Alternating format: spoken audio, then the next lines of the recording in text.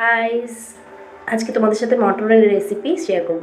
তো চলো, মটনটাকে আমি ধুয়ে নিয়েছি, তারপর আদা রসুন পেস্টটাকে আমি বেটে নিয়েছিলাম মিক্সিতে, সেটাকে আমি ভালো করে মেখে নিচ্ছি। মেখে নিয়ে দিয়ে দিচ্ছি টক দই। টক দইটাকে আমি ভালো করে ফাটিয়ে নিয়ে মাংসের সাথে দিয়ে দিচ্ছি, মেখে নিচ্ছি। তোমরা কারা কীরকমভাবে বানাও জানাবে, আমি এরকমভাবেই মাটনটা বানাই। তা ভালো করে মেখে নিচ্ছি সেগুলো হাত দিয়ে ভালো করে। তার মধ্যে একটু হলুদও আমি দিয়ে দিয়েছি, আর দিয়ে দেবো সাথে লবণ পরিমাণ মতো।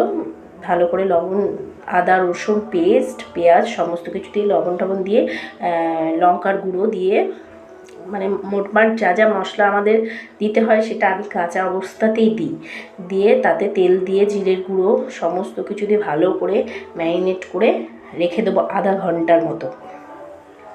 রেখে দিয়ে তারপর একটা কড়াইয়ে তেল নিয়ে নিচ্ছি, কিছুটা আলু। আমি যেহেতু আলু দিয়ে করব মাংসটা, আমার একটু মাংসের থেকেও বেশি ভালো লাগে আলু খেতে, তাই একটু আলু ভেজে নিলাম। নিয়ে তুলে রেখে যে মাংসটা আমার ম্যারিনেট করা ছিল সেটাকে আমি তেলের মধ্যে দিয়ে দেবো।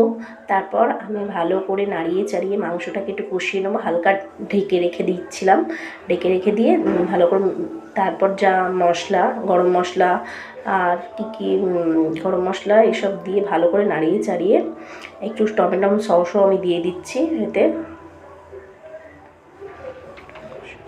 দেখো, মাংসে আমার বেশি জল দিতে হয়নি, কারণ মাংস থেকে এমনিতেই জল বেরিয়ে গেছে। মাংসটা আমার রেডি। কেমন লাগলো রেসিপিটা জানিও। Thank you for watching. চলো টাটা, বাই।